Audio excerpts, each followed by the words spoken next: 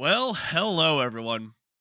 We're here to talk about the Kansas City Royals on the Royals Rundown podcast presented by Royals Review. There's a little bit of pain in my voice because we are recording this about 10 minutes after the game went final against the Tampa Bay Rays. The Royals once again swept in Kauffman Stadium. There isn't much solace in the fact that the Royals and the Rays, they tied up the season series, and there are a lot of issues with these Kansas City Royals. But we're here to talk about it.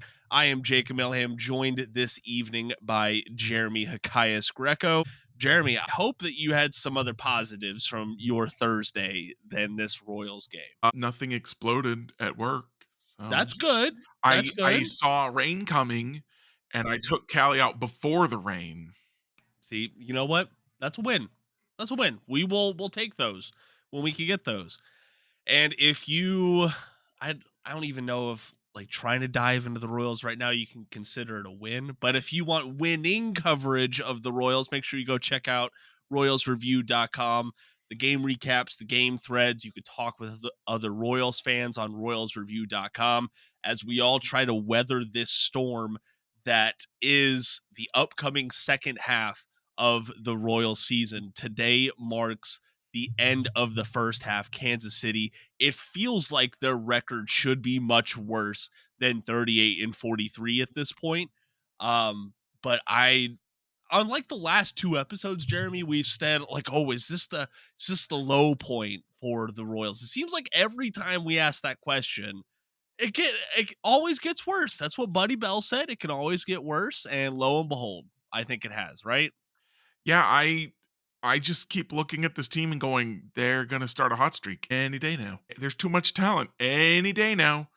And then they get shut out 2 games in a row. They score 1 run in the entire Rays series, which was in the 9th inning of the first game after they were already down by what, 5, 6 runs? Yeah. That ain't gonna cut it. They got 5 hits today, 1 walk. For those of you out there, I just was telling Jacob before this, I got my Hawk Talk article up a few days early this week just because I was looking at some numbers and just absolutely baffled by the fact that the Royals, of all the first pitches they see, Yes. more than 11.9% of them have been fastballs down the middle that they have not swung at. So I'm proposing, I don't think there's any way to get around firing or reassigning the hitting coaches right now. I just don't think you can. At this point, I'm gonna be kind of shocked if they're not fired, replaced, at least one of them by this time tomorrow. So get Alcides Escobar in here. Let's start ambushing some people. Let's maybe do some grip it and rip it. I have this thought, this theory that one of the reasons they might be popping it up so much is that they're thinking too much. They're behind the pitches. Could be. And it's just everything is wrong right now. They watch these fat first pitch pitches. They have the highest first pitch strike percentage seen in the league. So opponents are throwing the most first pitch pitches to them. First pitch strikes. Taj Bradley. Everybody talks all the time about his problem with throwing first pitch strikes. His third best game was Tuesday night against the Royals. His best game was the first time against the Royals back in April. I looked up a bunch of bad pitchers. They all had excellent starts for throwing first pitch strikes against the Royals because the Royals just they don't swing at them. So No. why would you? Why would you do anything other than throw them a strike? I just and they keep doing it. Mhm. And there are no answers anymore. They're the only lever that they have left to pull. The only button they have left to push is to fire or reassign the hitting coaches. I have no idea if it will help. I Yeah. kind of doubt it, but that's all they've got left. They've done literally everything else they can do. Right. And I do think because on this podcast, in my writing, I do like to make sure that I keep the human element in mind because I'm not going to be one of those writers, one of those podcasters that at every misstep I'm going to call for someone's job because I wouldn't want that happening to me. Oh, for That's sure. that's just where I'm at. But I think that there is no denying what you're saying, Jeremy, and the fact that they have pulled nearly every lever that I could think of. They promoted Caglione. They shuffled up the lineup. They went out and they got the leadoff guy in Jonathan India this offseason. Like they've been systematic in saying, okay, this is the issue. Let's try and find a solution. And that's one of the last few realistic in season moves that the Royals have not made yet. So I think that that is something that Royals fans, I know Royals fans on social media have been calling for this for probably about a month now. This is not a new idea. However, I do urge people to remember these are people with jobs. And Please at that's least be polite. that's one of the reasons I'm calling for reassigning them rather than Yeah. firing them, along with the fact that, like, Maikel Garcia didn't become a fantastic hitter this year without ever talking to the hitting coaches. They had to have Right. helped him some. Yeah. Bobby Witt Jr. has credited them at least twice to my memory with helping him find mechanical flaws that have gotten him out of slumps. And he turned into a superstar last year. They don't get any, they got to get some credit for that, right? They do. They do. So they're doing something right, but not enough. Not Yeah. enough to be. I just look at the plate approach for everybody. We've got articles all over Royals Review about how the Royals chase the most pitches in baseball, even though they're watching the most first pitch strikes in baseball. Yeah. That their guys come up to the big leagues and they don't walk, and it's on and on and on, and it's the same story all year. I wrote that article that I was just telling you about, and then I realized that Kevin Ruprecht at Royals Review had back in April written an article about how the Royals were watching too many first pitch strikes. And Max had written an article a couple weeks ago that said, hey, maybe they should get Alcides Escobar in here to ambush some things because this is not working. I love it. Like this is it's been an ongoing issue, and there's all kinds of data that shows that when they do swing at the first pitch, they don't get good wood on it. But Yeah. they're not swinging at the right first pitches, or they're not swinging in the right way. There's nothing good happening right now. Yeah. And it's frustrating. It really is. You know, actually, hold on. Let me back this up. There is one good thing at Kauffman Stadium right now because it's really hot. Is it the Okay. ice cream in the? Is it the ice cream in the? That is a good thing. But when the entire Royals dugout is filled with ice cold bats and they're up there just whiffing away at the plate, you know, it's creating a breeze. Okay, it has to be a little cooler in Kauffman Stadium than you would think. So maybe there is a They're positive. also watching too much, which makes the air still, Jacob. Oh, dang it! Shoot. Oh, I thought I had something there. but Max sent out apparently not. an email. He's getting ready to do a roundtable on the first half of the season, and the first question he asks is, "What's wrong with the offense? What's going wrong with the offense?" And my initial response was, "What's going right with the offense? Yeah, The only thing they're doing is hitting singles. They can hit singles at a rate higher than most teams, but this is again something we've been harping on all year long. If correct. all you do is hit singles, it's really hard to score runs." Yeah, it is. Okay. So here's have you ever heard of Pitcher List? You Yeah, ever heard of that I've website? heard of them. So Pitcher List last year, I heard presentation about it at the Saber Analytics conference back in February. They have this stat called Process Plus. Basically, it's trying to put like the WRC plus on a scale of Yeah, I've looked at 100 that being before. average. Yeah, don't go to the top of that leaderboard looking for the Kansas City Royals. Yeah. Okay, it's really bad. Now, if you went to the bottom, you could find some guys pretty quickly. Like I sorted from the bottom right there, like fourth worst, I think. Kyle Isbell at like a fifth. It does, and then My favorite Michael thing is Matt. when everyone's like, "Is he turning a corner?" I'm like, "He's hitting it. He's not going to keep hitting it." Yeah, Whenever that happens, like as a number 9 hitter with defense who occasionally gets on a hot streak, I'm cool with him in the lineup. But also, there's a reason he doesn't get bumped up to 8. right. And I remember it in some points in 2024, early on in the season. I was like, well, he has like the skill set and the batted ball profile. Like, should the Royals give him a shot at the leadoff spot just to see what happens? No, it was that idea aged like sour milk and it's still curdling over in the corner. I just don't even want to touch it. I want to forget about that I even suggested such a daring thing. But apparently suggesting to the Royals lineup that they score an average amount of runs per game is pretty daring in its I mean, they own can't way. even score 2 runs a game right now. No. which No. and this is not the first stretch where they've failed to score 2 runs a game. Jacob, they haven't won a game at home in June. They have Yeah. 3 more games to try and win a game at home in June against the Dodgers. Yeah. It's going to be tough sledding. The Savannah, I saw this on social media. I can't credit the person who said it because I'm forgetting on it. Someone pointed out that the Savannah Bananas have won more games in Kauffman Stadium this month than the Kansas City Royals. Like, that's how bad it is. All right, there's about And half a dozen teams who have won more games in Kauffman Stadium than the home team. It's bad. Craig Brown was writing his newsletter this morning, or posted his newsletter this morning, and he talked about how people, I used to ask him how he could stand to watch and write about the Royals back when they were awful, and he said, well, at least they were entertaining in some ways. They would find new ways to lose or do ridiculous things, and he's right. We set up to record this podcast, and I'm just looking around going, what did we talk about that we haven't already talked about? Yeah. The And pitching I is think good. The hitting is not. It's not changing. no. And I don't see like any lever that they can pull that's going to change it soon. I think that's the frustrating part because it's so many. Like there's so many different issues, right? There's one overall like cloud, I run mean, scoring. it's one issue, yeah, the hitting, Right.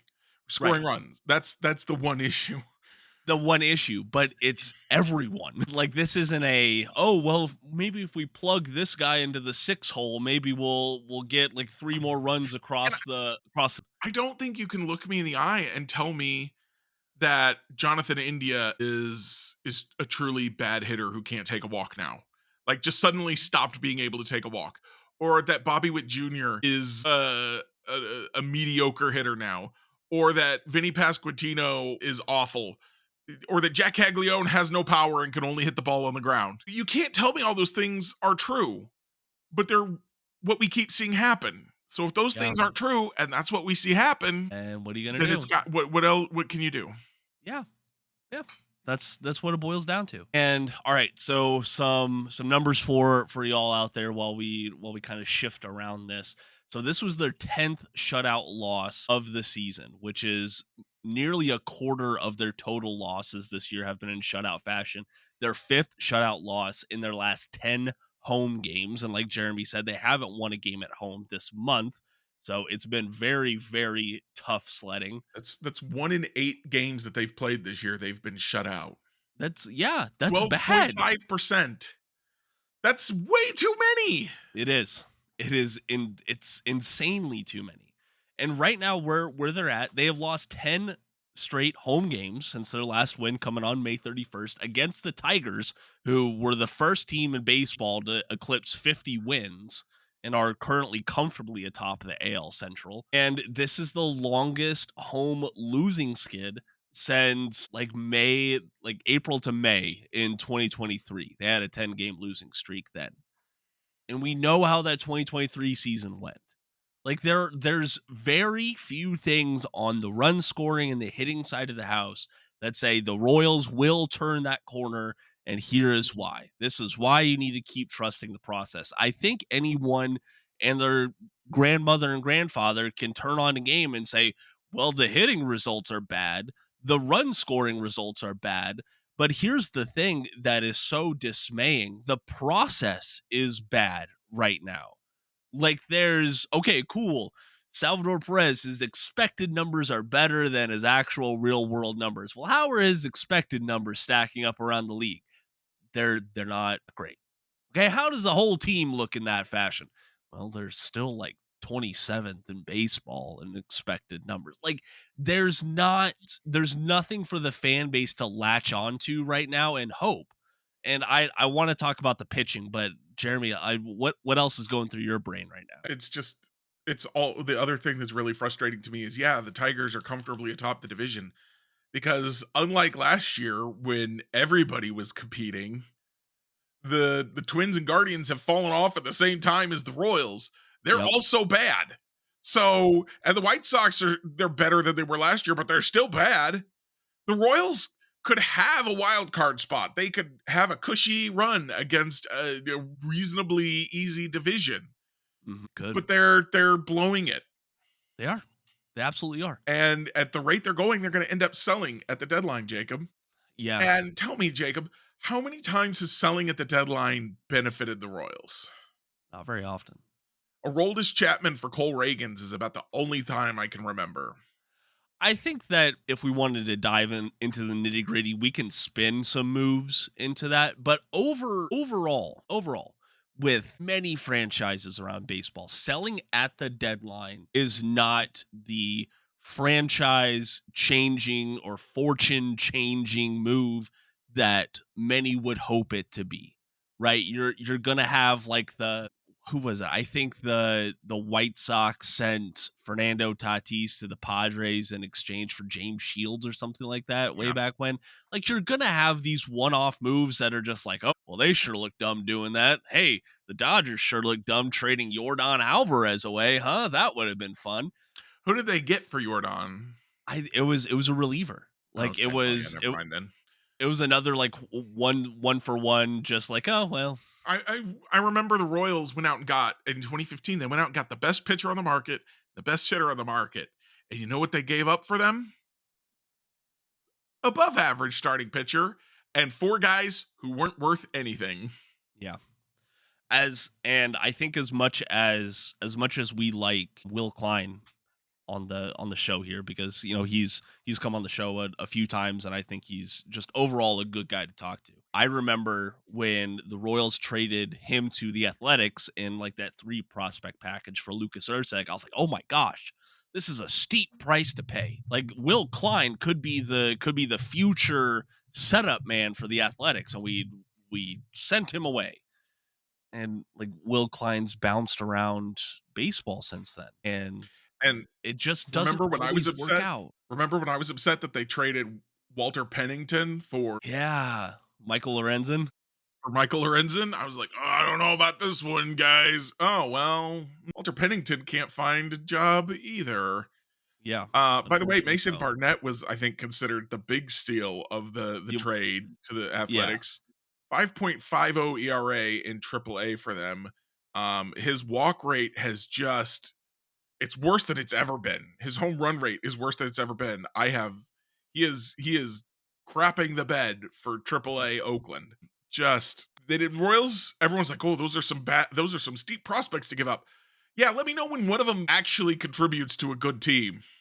yeah, and I think that is a great asterisk or a part of the context that you can Which add to a team buying, but it's just not great for a team who's probably going to be selling at the deadline. at this point, man, they should fire the hitting coaches or reassign the hitting coaches and then buy. Why not? What do you got to lose? You still got a very talented team. You're not going to get anything if you sell. We just kind of showed. Let's go Yeah, ahead and try. One of the things that drives me nuts, Jacob, is when people are like, "Well, the only way to win in baseball is to sell all your best players when you're not good." No, it's not. it's not. When did the Yankees sell all their best players to when they weren't good? It didn't happen. Nope. No, they always add. They either Yep. add or they stand pat. Dodgers add or stand pat. I don't come to me about the money stuff because the Yeah, money's there. it is. If the owner really wanted to win, he could spend the money. He could spend more money and still profit. He could spend money and choose to take a loss. Because you know what? He's worth more than $1 billion. And he's not even the only owner on this team. He's part of an Patrick ownership group. Mahomes could fund a top-notch hitter by himself and still walk away with millions of dollars from his yearly salary. Shortstop Bobby Wood Jr., sponsored by Patrick Mahomes.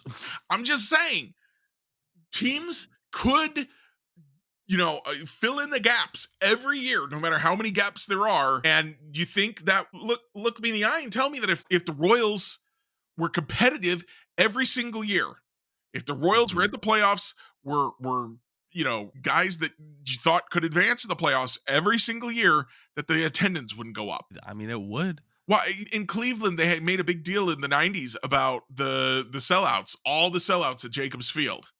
Yeah, Yeah, why did they do that? Oh, well, because Cleveland kept going to the playoffs. right. Fans wanted to go watch those games. You want to make money? You want to sell tickets? Have a good team Yep. And consistently. yeah, Show that that's you're going to the keep trying to win no matter what. Steve Cohen says, "Listen, I'll lose as much money as it takes. I want the Mets to win."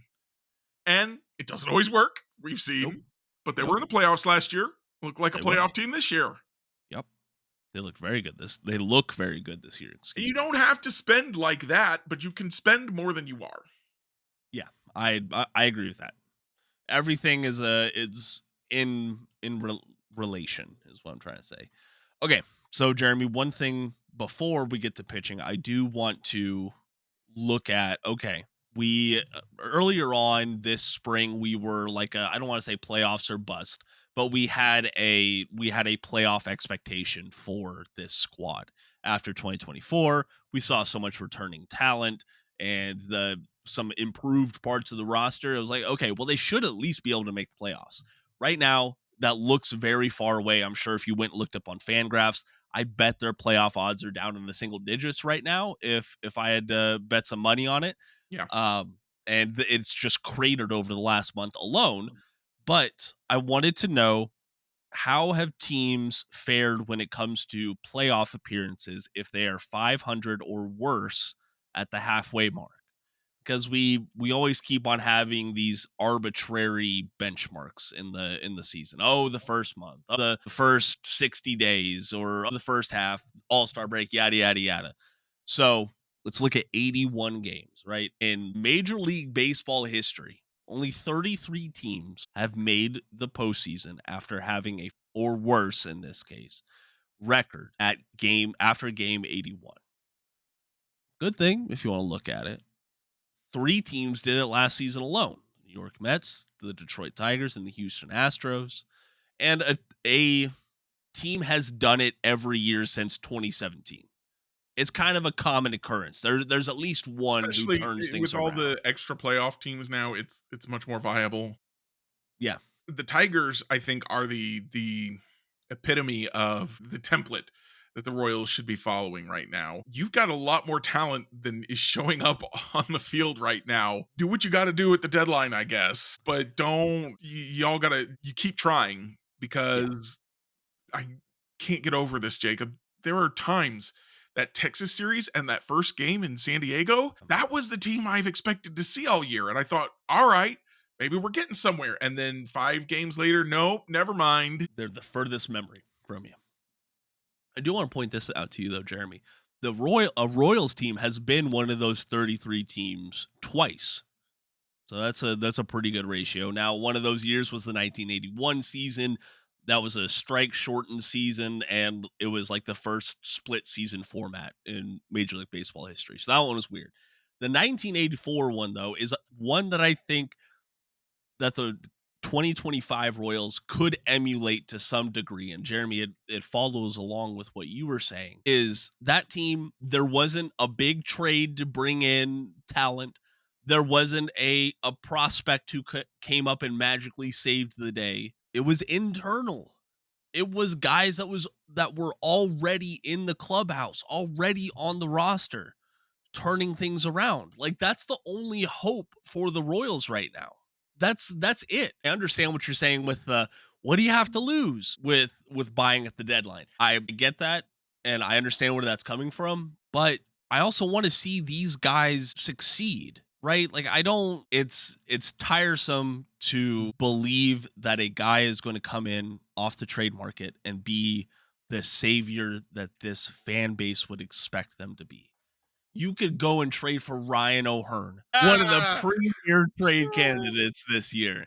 You could go get him for a steep prospect price. Can we get Jacob Wilson? I think Jacob Wilson would fit really well on this team. You know what? We do have a hole at a shortstop, I guess. Might as well. But no, it's folks. I'm gonna like take a step back from the buying and selling debate for a little bit. Let's just focus on the parts we already got. All Yeah. right. And because if the parts that we have right now aren't going to produce, then this team is in serious trouble, not just in 2025, but half a decade down the road, they are in trouble. So I think there's a lot of different schools of thought with what the Royals need or can do to address their needs in the second half. I think there's multiple different avenues you can go, but I think we can agree this is not the baseball team that fans expected coming into 2025. These are not the results that we want at all, and something needs to change at the worst. Jeremy, any closing thoughts before we? Well, I got one more point to make. I just I said it in the Royals review Slack. I'll say it now. I have to believe after the way this season has gone, after the way this series has gone, kind of Mhm. like I said right before Jack Caglione got called up, that you've got to call Jack Caglione up. You don't have a choice. Alex Zumwalt cannot be the hitting coach when they play tomorrow. You don't have a choice. There you go. All right, one more point that I did want to make because I've had a few folks, whether it be social media or comments here on Spotify, reach out like, "Hey, how good would this team be doing if they were average in run scoring?" Because Jeremy and I talk a lot on the podcast about like, what if they were just They'd be right average? there with the Tigers, right? They would. So I did the math, and if they had an average I didn't even do run any math. scoring, I know, right? But that's just the reality. Let's say they were average in scoring runs, which is it comes out to about 4.4 runs per game. They would have they would be expected to have a 48 and 33 record. What do the Tigers have again? I think the Tigers are at 51 right now. Sorry, I don't have the standings pulled up. Yeah, 51 and 31. Yeah. Oh, granted, not leading the division, but damn, that's a lot better I mean, than the 38 and Tigers have the 43. best record in the AL. Right. So you got the second best record in the AL. Boo hoo. Would be good enough for me. Yeah, it certainly would. All right, so I do want to bring this up to you, Jeremy. I don't know if you saw there's a lot of different takes right now on buying versus selling, of course, but on a national level, I thought it was interesting that a Royal Southpaw got brought up in the trade ideas. The one and only Chris Bubich. No. Decline. John John Morosi on MLB Network this afternoon. Yeah, afternoon said, quote, if the Royals could get two impactful young bats, I think this is something they'd at least have to consider regarding No. Kansas City being open to trading Chris Bubich Decline. ahead of the deadline. Yeah, is that an auto decline for you there, Jeremy? Come on. Come on. He's a young homegrown ace. Yeah, it'd be nice. And At this you, point, you want to trade Cole Reagans oh, with the control he has. You probably want to get three bats. I was saying earlier this year that his expected or his on baseball trade values. If you looked at his excess value, yeah. whatever the stat is that they use, he's more valuable than Juan Soto. Oh my gosh, jeez. That's gone down because he's been hurt and No, not yeah, very of good this course, year. But of course. you could still make a killing if you wanted to trade him, Oh, get him for sure. healthy. If you can get him healthy before the deadline, or close, if he looks like he's going to be healthy close enough to the deadline, then someone's willing to trade for him. I will say this, Jeremy, about how you have rewired my brain a little bit when it comes to trades and what a team should or shouldn't do. When I saw Don't that, let that happen. well, no, I think you No should one, take some no one credit thinks in my this. trade proposals are good, Jacob. I just keep doing it because what the heck else am I supposed to do? True. Not the proposals per se, but the approach, right? Because the first thing when I saw that, I was like, why would the Royals trade Chris Bubich? I get Why? it. Why would they? Yeah. Exactly. They Well, wouldn't. the only reason I think that they would seriously consider it is because he's about to be expensive. That's it. Financially, he's about to be very expensive on the payroll. Again, Jacob, I point you to the sign. Yep. Yep. I know. You tap the Pay sign. for the team that you want, that you think will win. Chris Bubich is on that team. Let's Yeah. go. Exactly. So I would love to hear y'all's thoughts listening out there on social media or in our comments on Spotify. I'll put up a poll on I mean, Spotify that folks can maybe respond if to the too. Royals had a Unieski Betancourt that they could throw into the Oh trade yeah, with yeah, Chris Bubich, then you could get a fair value back. But probably so. there's no plus hands and plus hands on this team right now. No, that is generational tools. Okay, you need to identify when those pop up, and you need to hold on to them with a tight That, fist. that's a joke for those of you who weren't here for the Unieski Betancourt years when I don't remember who it was asked about, acquiring Unieski Betancourt, which the Royals did twice. Twice. Jacob, twice, describing him as having plus hands happened twice in the same sentence. They knew why they He wanted Betancourt. did not have plus hands, Jacob. I just want to make that clear. No. This is two negatives make a positive, but two positives apparently in baseball make a negative. Apparently so.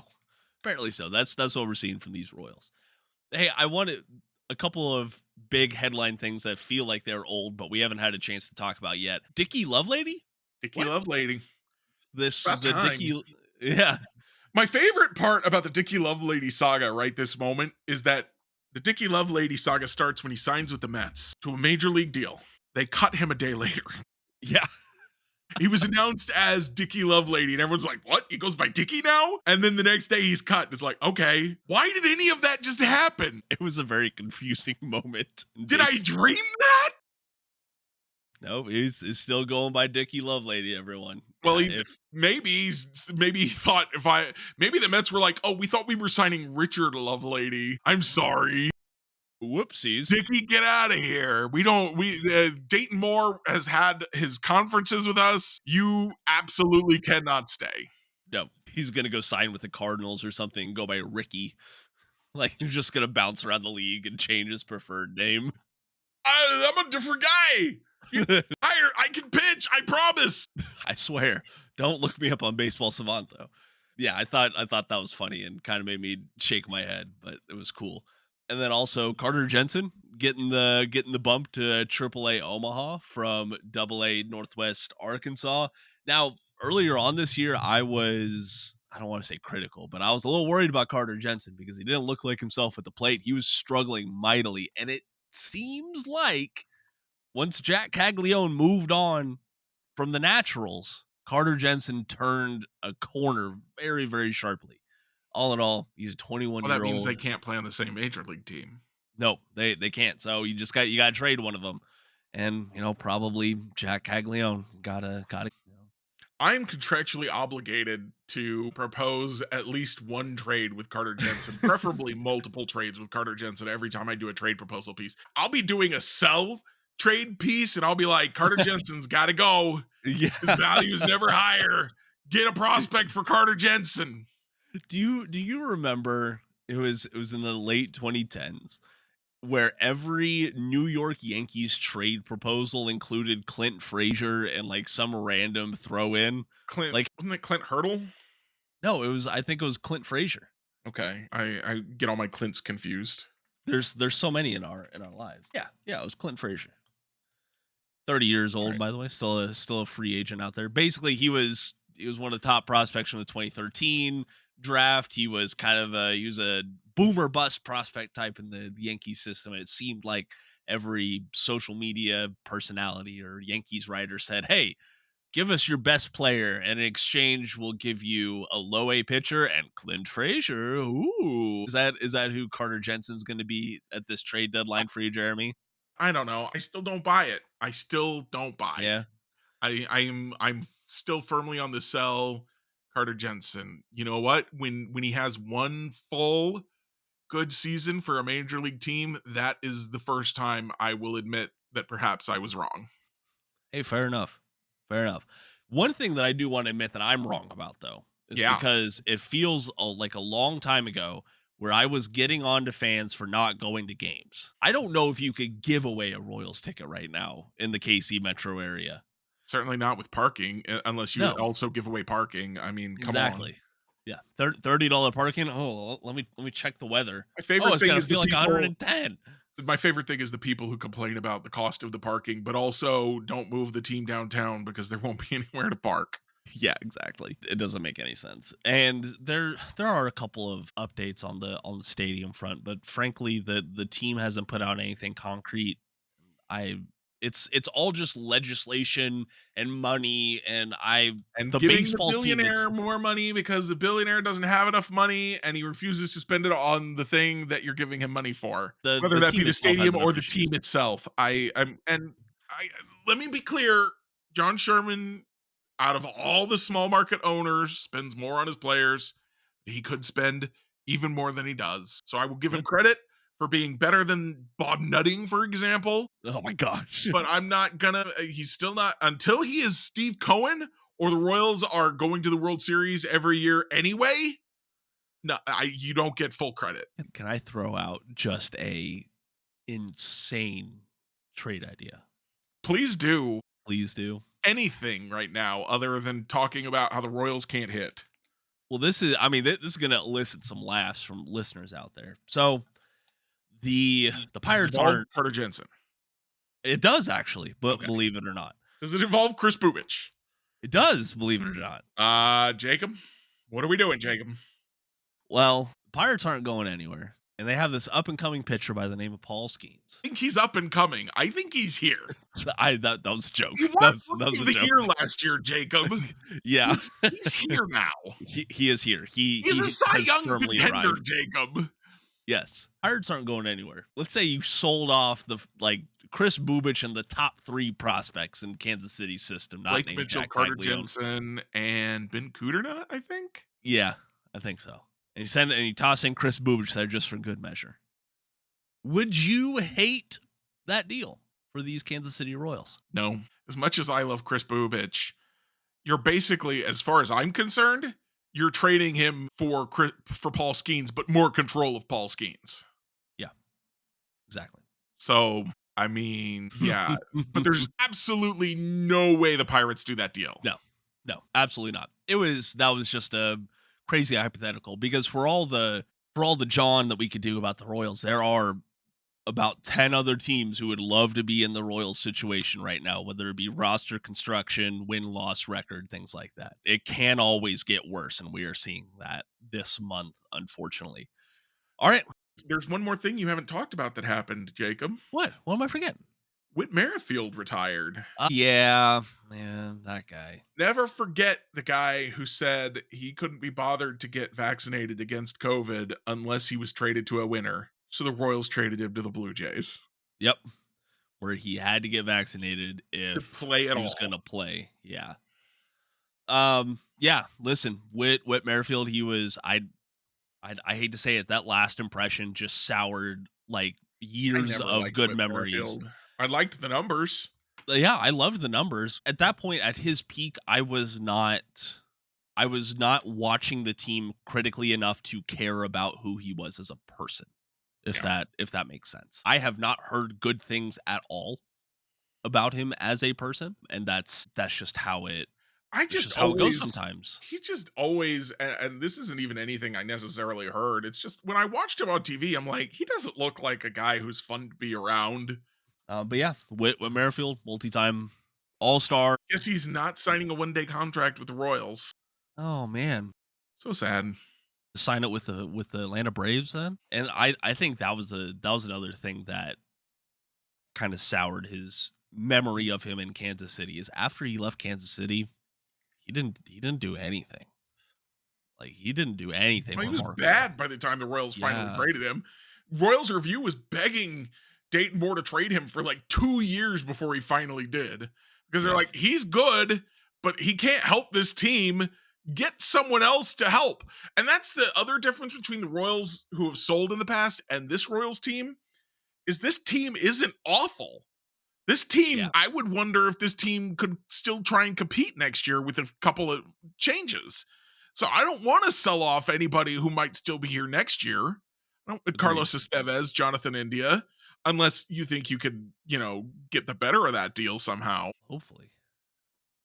Let's see here. I am trying to make sure that I see this right. So, 2 players that the Royals got in return for Whit Merrifield from the Toronto Blue Jays. One being Samad Taylor, the other being pitcher Max Castillo. Castillo hasn't pitched in major leagues since 2023, and Taylor, he does have 9 plate appearances for the Seattle Mariners in 2025. Let's go. And isn't he a pitch running specialist for them? Primarily, but like, he doesn't have stolen bases. Like, he has 0 stolen bases. He had 50 for Tacoma last year. 50. And 28 for Tacoma this year, but he doesn't have a single one at the major league level. Do you remember any of the guys that the Royals traded Kelvin Herrera for? No. The Chapman for Reagan's deal is an extreme outlier. Most of the time when you trade guys for prospects, you get nothing. Because they're not going to give you their best prospects. You're not going to get Roman Anthony. You're not going to get Jack Caglione. You're not going to get these guys. No. You're going to get somebody who has a chance to be good. And I mean, unless you're trading a superstar, unless you're trading a Juan Soto, then you can get a James Wood and a Mackenzie Gore. Yeah. But the Royals don't have a Juan Soto. Nope. Unless they want to trade Bobby Whit. And I don't think they're gonna. If they trade Bobby Whit, that is when the pickets and the skywriters come out and everything telling John Sherman to sell the team.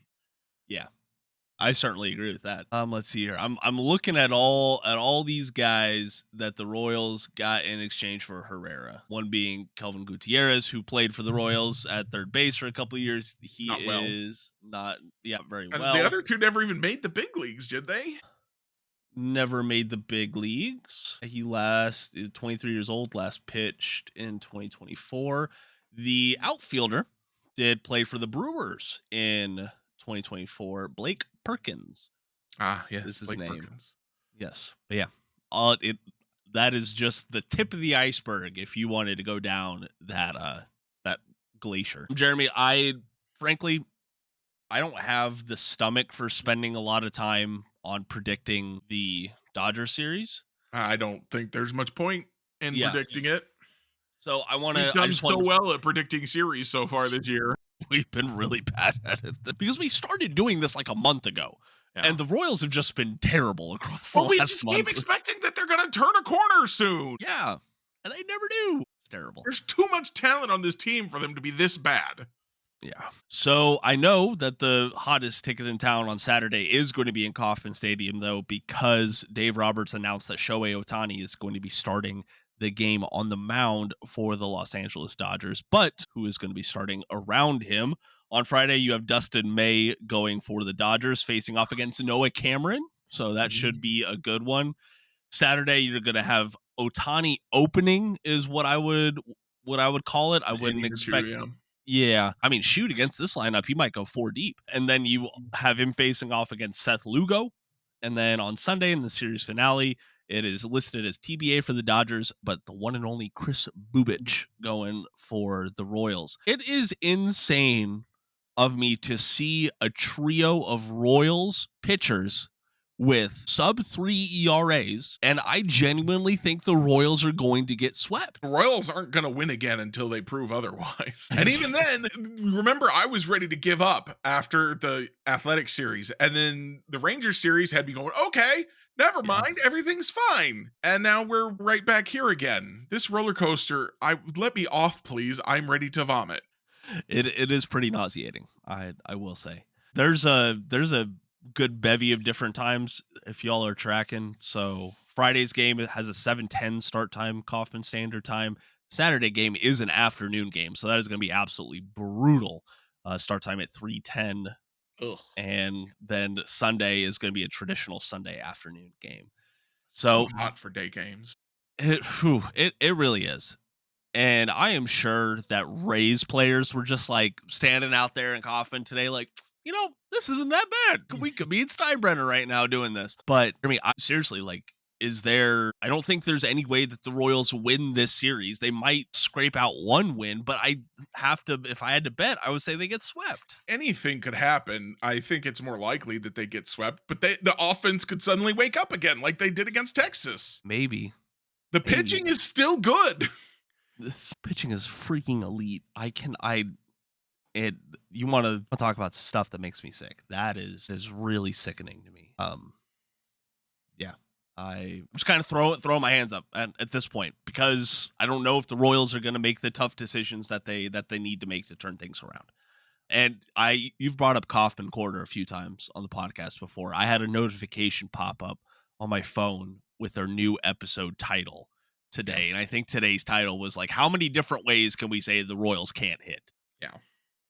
Like I said, this is one of the least interesting teams I've ever covered. There's just nothing to say other than the pitching is really good. The hitting is so bad it doesn't matter.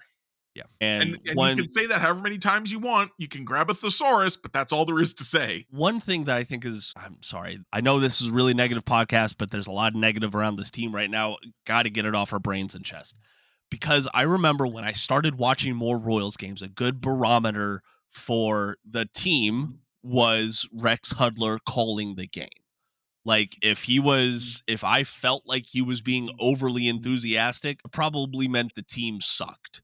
Okay. If he was being too critical, that meant like they were actually doing pretty good. And I tuned in this afternoon and it was him and Ryan on the horn. And there was genuinely an inning that they called that I couldn't even trust that they were watching a Royals baseball game.